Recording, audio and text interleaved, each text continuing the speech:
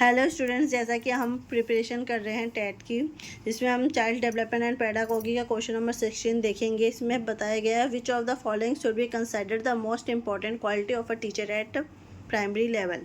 इसमें हमें बताना है कि सबसे ज़्यादा इम्पॉर्टेंट क्वालिटी क्या होती है टीचर की जब वो प्राइमरी लेवल पे होती है।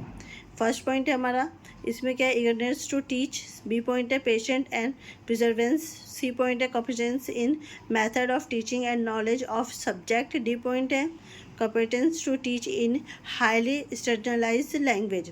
तो इसका जो बी पॉइंट है वो राइट आंसर है, क्योंकि जब वो टीचर प्राइमरी लेवल पे बच्चों को पढ़ा रही होती है तो बच्चे उस टाइम पे बहुत ज़्यादा छोटे होते हैं, तो उसे बहुत ही ज़्यादा पेशेंस रखना होता है, धैर्य रख के ही वो बच्चों को आगे पढ़ा पाती है।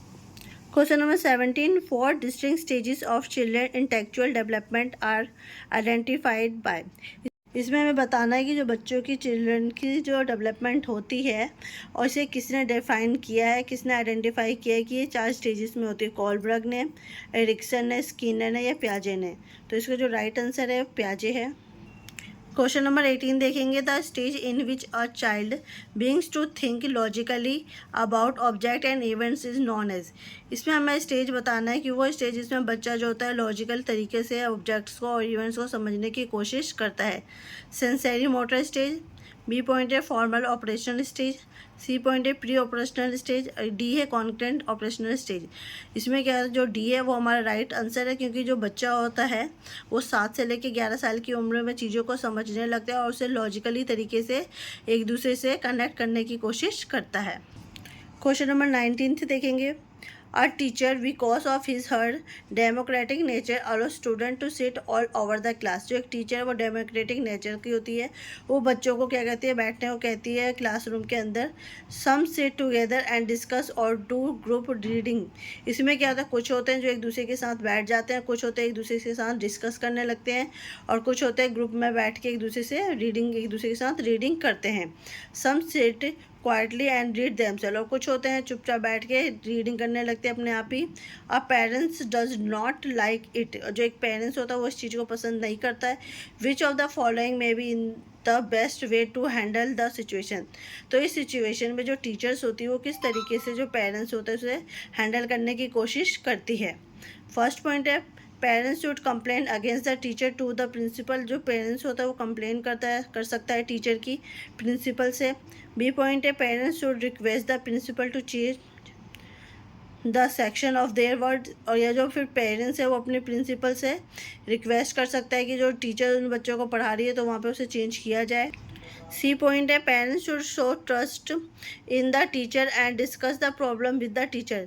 जो पेरेंट्स होता है उसे उस टीचर के ऊपर ट्रस्ट होना चाहिए, विश्वास होना चाहिए, और उस टीचर से उसे उस प्रॉब्लम के बारे में डिस्कस करना चाहिए। या फिर डी पॉइंट है parents should take away the child from that school. या फिर जो पेरेंट्स है उसे अपने बच्चे को घर ले आना चाहिए उस स्कूल से। तो इसमें जो सी पॉइंट है वो हमारा राइट आंसर है, parents should show trust in the teacher and discuss the problem with the teacher. क्योंकि जो पेरेंट्स होगा वो अगर इस चीज़ को समझेगा तो और टीचर पे ट्रस्ट करेगा तभी वो अपने बच्चे की प्रॉब्लम और अपनी प्रॉब्लम को सॉल्व कर सकेगा और टीचर से अच्छे से हैंडल कर सकेगी।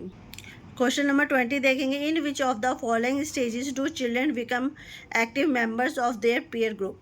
इसमें बताना है कि इनमें से कौन सा जो स्टेज है उसमें बच्चा जो होता है एक्टिव होता है अपने पीयर ग्रुप के साथ। ए पॉइंट है एडोलेसेंस, बी पॉइंट है अडल्टहुड, सी पॉइंट है अर्ली चाइल्डहुड और डी है चाइल्डहुड। तो इसमें जो एडोलेसेंस है जो हमारी युवा अवस्था होती है उसी टाइम पे हम एक्टिव मेंबर्स बनाते हैं और अपने पीयर ग्रुप के साथ कनेक्ट हो पाते हैं। Question number 21, parents should play a dash role in the learning process of young children. इसमें क्या होता है, जो पेरेंट्स होते हैं वो क्या रोल निभाते हैं बच्चों के साथ जब वो प्रोसेस ऑफ यंग चिल्ड्रन की प्रोसेस में होते हैं। नेगेटिव, प्रोएक्टिव, सी पॉइंट है सिंपैथिक या न्यूट्रल। तो प्रोएक्टिव वो प्रोसेस निभाते हैं जब वो बच्चे के साथ इस टाइम पे होते हैं जब वो लर्निंग प्रोसेस बच्चों को करा रहे होते हैं छोटी एज में। क्वेश्चन नंबर 22 देखेंगे, development is a never ending process. जो डेवलपमेंट होता है कभी ना ख़त्म होने वाला प्रोसेस होता है। This idea is associated with. ये जो आइडिया किसने एसोसिएट किया था, मतलब इससे किससे पता चलता है। फर्स्ट पॉइंट है principle of inter relation, B point है principle of continuity, C point है principle of integration, D point है प्रिंसिपल ऑफ इंट्रैक्शन। तो इसका जो राइट आंसर है प्रिंसिपल ऑफ कंटिन्यूटी है, क्योंकि जो हमारी डेवलपमेंट है, हमारी जो ग्रोथ होती है वो हमारी कंटिन्यू होती रहती है, वो रुकती नहीं है। क्वेश्चन नंबर 23 है, which is the place where the child's cognitive development is defined in the best way. इसमें हम बताना है कि कौन सा सबसे अच्छा तरीका है जब हम बच्चों की कॉग्निटिव डेवलपमेंट कर सकते हैं। फर्स्ट है प्लेग्राउंड के अंदर, बी ऑडिटोरियम के अंदर, सी होम, या D school and classroom environment. तो जो ऑडिटोरियम है उसी में हम बच्चों की जो कॉग्निटिव डेवलपमेंट है वो अच्छे तरीके से कर सकते हैं। Question number 24, which of the following is not a sign of an intelligent young child. इसमें से कौन सा साइन नहीं है हमारा इंटेलिजेंट यंग चाइल्ड का। One who has the ability to cram long essay very quickly. B point है one who has the ability to communicate frequently and appropriately. And C point है one whose carries on thinking in an abstract manner.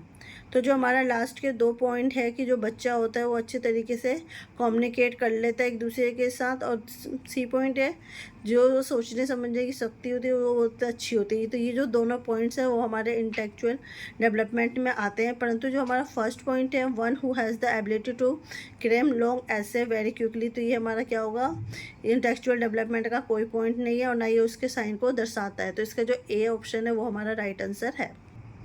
Question number 25, dash is considered a sign of motivated teaching. इनमें से कौन सा sign है हमारा motivate teaching का। First है maximum attendance in the classroom, मतलब सबसे ज़्यादा अटेंडेंस लेना क्लास के अंदर।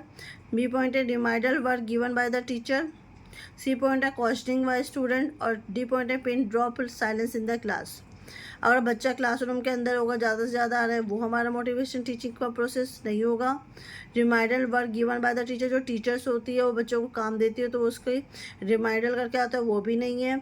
या फिर जो क्लासरूम के अंदर शांत बैठ के भी पढ़ाई करना, वो भी हमारा मोटिवेट टीचिंग का पॉइंट नहीं है। परंतु जब हम बच्चे क्लासरूम में जब टीचर पढ़ाती है और जो बच्चे होते हैं क्वेश्चंस टीचर से पूछते हैं, तो वो हमारा इसका जो साइन ऑफ मोटिवेटेड टीचिंग है वो उसका राइट आंसर है। Question number 26, which of the following is not related to the social psychological needs of the child. इसमें से कौन सा हमारा जो सोशल साइकोलॉजिकल नीड्स नहीं होता बच्चों के लिए, वो हमें बताना है।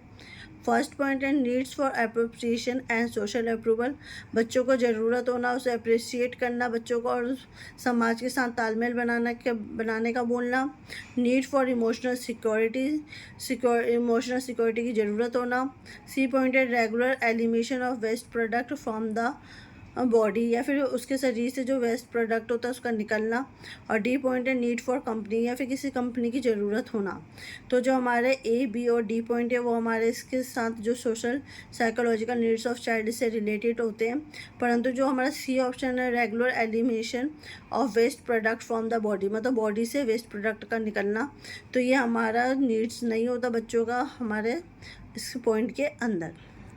Question number 27, mind mapping refer to, जो माइंड मैपिंग होता है वो क्या रेफर करता है। A point a teacher to enhance comprehensive. B point है a plan of action for an adventure.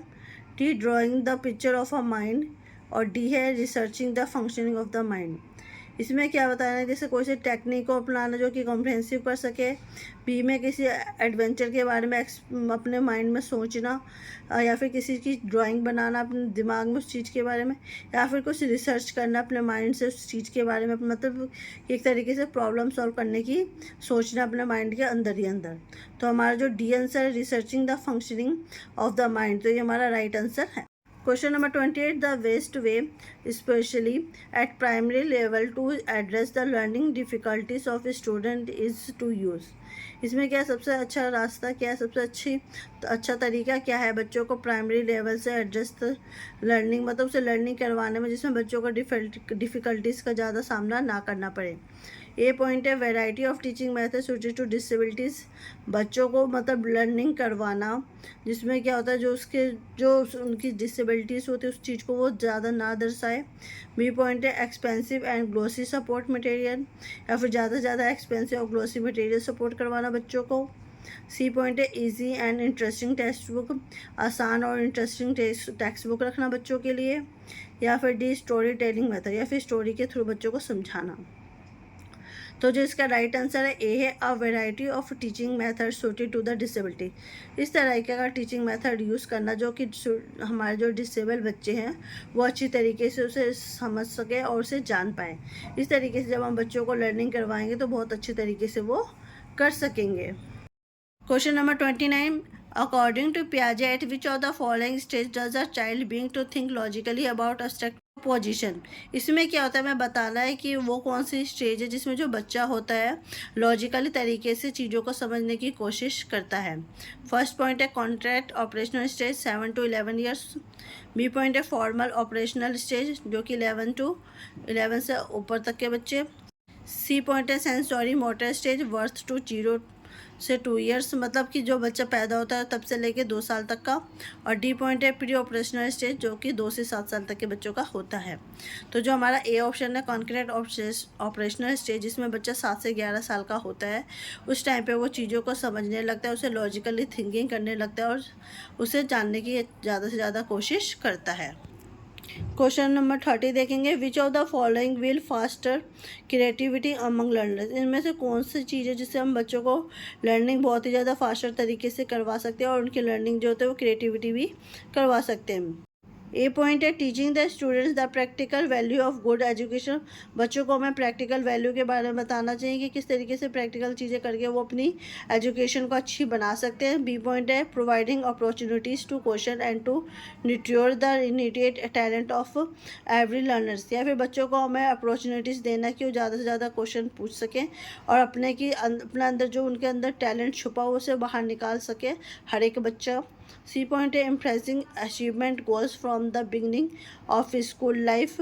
या फिर बच्चों को इस तरीके के अचीवमेंट देना जिससे कि वो स्कूल लाइफ को अच्छे से जान सके और ज़्यादा से ज़्यादा उसमें मतलब पार्टिसिपेट करने की कोशिश कर सकें। डी पॉइंट है coaching students for good marks in examination. या फिर बच्चों को हमें कोचिंग देना चाहिए, ट्यूशन वगैरह देना चाहिए जिससे कि वो एग्ज़ाम्स में ज़्यादा अच्छे से अच्छे मार्क्स ला सके। तो इसका जो बी पॉइंट है providing opportunities to questions and to nurture the innate talent of every learners. इसमें क्या है, जो हमारा बी पॉइंट है वही ज़्यादा अच्छा है क्योंकि अगर हम बच्चों को अपॉर्चुनिटीज़ देंगे तो उनमें क्या जिज्ञासा बढ़ेगी जिससे वो ज़्यादा से ज़्यादा क्वेश्चन पूछ सकेंगे और अपने अंदर का जो टैलेंट्स है वो बाहर निकाल सकेंगे। ये थी हमारी आज की वीडियो। आई होप आपको आज की वीडियो पसंद आई होगी। प्लीज़ मेरी वीडियो को लाइक कमेंट एंड सब्सक्राइब कीजिए। Thanks for watching.